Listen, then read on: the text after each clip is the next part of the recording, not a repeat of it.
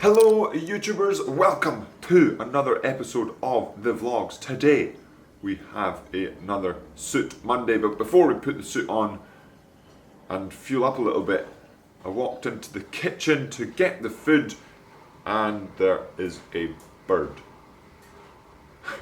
So I'm not really sure how it got here. I had the door open, so maybe it got through there. So we're going to see if we can open this door here and coax the bird out of the house and into where it should be. So let's see what happens.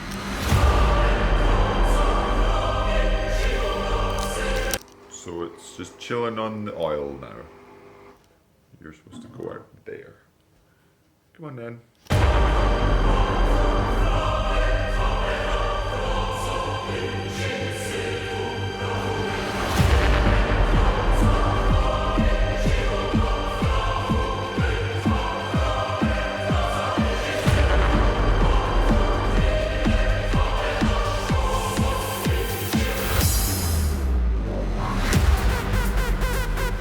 And the bird is now outside. So that was today's adventure, and now will be the end of the episode. No, I'm just kidding. I'm going to get my suit on because it's Suit Monday and we've got to look good, roll good, feel good. Look good, feel good, roll good. After rescuing the bird after its stressful morning. And also, Yam is just having a little bit of a nap. He's been dreaming and we're going to get him to the club and go do an ergo. And then we're talking about cross training as well today. We've had a lot of questions about just lately in the off season what's best to do, but we'll get to that once we get ready for the day ahead. Oh yeah! And we've made it to the club on this Suit Monday. We've got the suit on, the bird's out the house, and we've got an erg to do. Come on, Yam, good boy.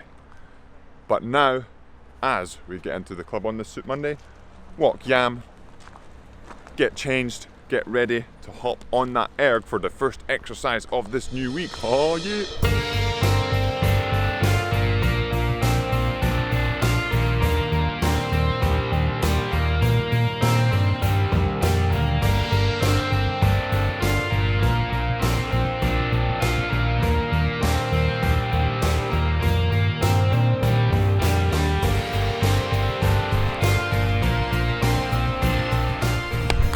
And we've made it outside on the balcony for fueling up. We've already finished some delicious chili and rice with Yam on this Suit Monday. He had his little bow tie on there. Maybe we'll see him in a minute. But we'll get on to a little bit of cross training and what is good exercises for once we are finished fueling up. Oh yeah! And that is Yam there with his little bow tie for Suit Monday. But we finished fueling up and we're talking about cross training, especially during the off season. Cross training can be really important. I've spoken about sort of motivation the past few days and training itself, but I've been getting a lot of questions about what specific cross training should be good for you. First things first, as always, I'm not your coach. I don't write your program. So if you are looking at seeing what you should do during the off season, or so what cross training you should attempt, or what would be good for you as an individual, then I definitely recommend speaking to a coach or whoever may write your program. But moving on from that, cross training exercises, I think the biggest thing is the best cross training you can do is the cross training that you can do often. And what I mean by that is, so you may choose to keep on the rowing machine. And for me, I feel like it's quite easy to hop on the rowing machine and do an hour or so. And it's only just down at the club, it's easy to access, there's food here and whatnot. So for me, it's easy to go on the erg and just in the middle of my day and just get on with it. But if going and doing that exercise for you is a big hassle, and it's really stressful for you and you're not enjoying it, then it's going to be really difficult for you to do over the off season. So that's why I say it's the cross training that you enjoy most and that you're able to do most often is the best for you. and it's finding what activity that is. So it may be cycling, it may be swimming, it may be running, whatever it is that you most enjoy outside of, say, rowing if you can't access a boat, then I think that is probably the best. People will say, oh, but running isn't the same muscles as rowing, or swimming isn't the same muscles as rowing, or cycling isn't the same muscles as rowing, or whatever activity you choose. Yes, every sport has their different sort of focuses, but if you're doing only running versus the other option, which would be nothing at all, then only running is better if you're doing it right and you're enjoying it and you're not getting injured, etc. Same thing goes for the other activities as well. People were asking about specific exercises, specific sports, specific cross training. Like I said, doing any exercise is better than none, but obviously if you're able to do any exercise, I think it's really individual again, which is best for you. So say during the off season you want to get bigger and stronger, maybe it's time to do some weights or have a focus on weights. Maybe all you need to do is focus on getting fitter, so maybe you can just do any exercise at all. It's sort of cardio stuff, so it really kind of looks at you as an individual and then you can figure it out. But I really think if you're literally cross training, doing something that isn't rowing, I think cycling is really, really good for cross training for rowing. Yes, there's not any upper body in cycling, or barely any upper body in cycling, but I feel like when I'm, especially on the watt bike, on the stationary bike, the watt bike in particular, inside in the club over there, like the legs burn constantly, rather than on the road, because you can have those little breaks and whatnot, like when you're going down a hill and whatever. When you're on a watt bike, your legs just, it's a constant burn, constant. And then when you go onto the rowing machine, after spending a lot of time on the watt bike, it's almost as if it's easier, almost as if your legs don't burn as much because it's on, off, rather than on the watt bike, it's just constant on. So I think that is a huge part of cross training, or a huge thing in cross training. But right now I'm not using the watt bike, partly because I don't know where my cleats are. I think Mr. Robson has got them because he's doing the Ride London. So good luck to him, or good luck to any of you who are doing the Ride London. I think it's like, it's 100k or 100 miles. There's a long cycle around London, through London, to raise money for charity, and so that's really good. And so he's doing that, but I think he might have taken my cleats, and he's taken my bike. But if you can't do the watt, if you don't have a watt bike, cycling on the road still very, very good, and you can work it in so you're going up and down the hills, so you do get that sort of burning in the legs, but then you can also have you going down the hills, so it's almost like that high intensity interval training. So it's on and off as you're going up and down the hills, or you can add in some sprints and whatnot. But with there's a little caveat with cycling, it is quite a bit more dangerous than sort of in the gym doing a watt bike, or on the row machine, or on some other, or swimming, because cycling is on the road.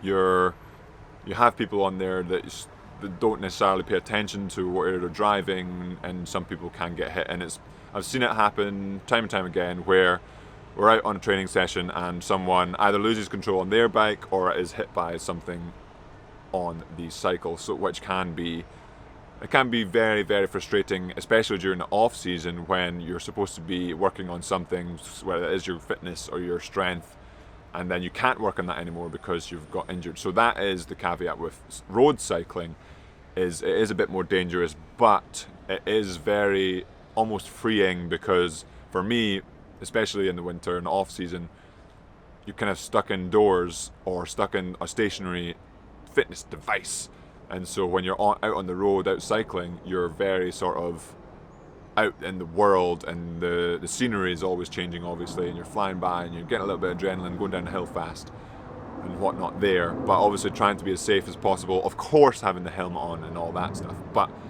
I would definitely say cycling, whether it is on the watt bike, the stationary bike, or on the road cycling, even so much so, again, more dangerous, but mountain biking as well.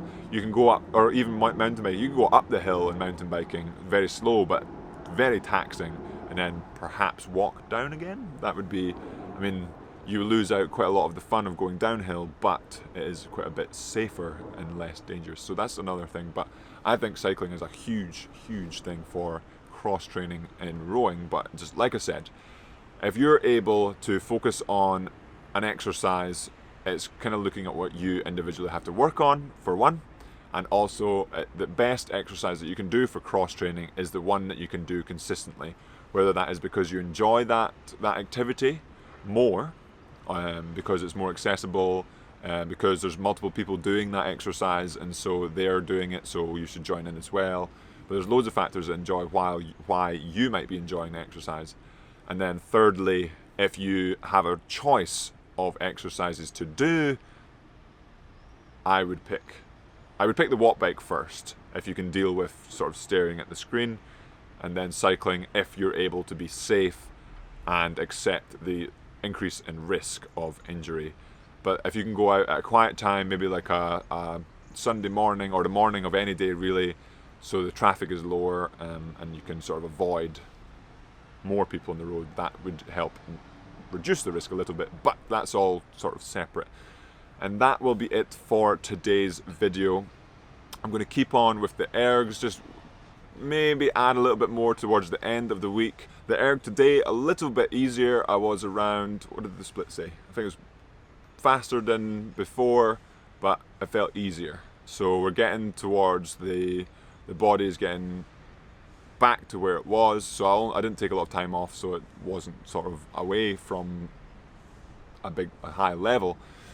So it's trying to get used to the row machine again. That's pretty much what I'm saying, is the body, it definitely feels like every time I'm getting on it, it's getting used to the row machine, but also I'm still training on that heart rate to make sure that I'm within my UT2 zones. And I really recommend any of the cross training you're doing is to find out your UT2 zones, or your steady state zones, whatever you want to call it, your level 3 or your C or your D, whatever ranking order you use, you try and train in that zone no matter what exercise you're doing, because then you can start to sort of find out how your body is working and also work on the specific thing that you're trying to work on. If you're trying to work on your aerobic fitness, there's no point in sitting with your heart rate at 200 and you're way out of that zone. You want to stick in the right zones. And I've made a couple of vlogs about heart rate training and zone training and grey zone training and all that, but that's another conversation again.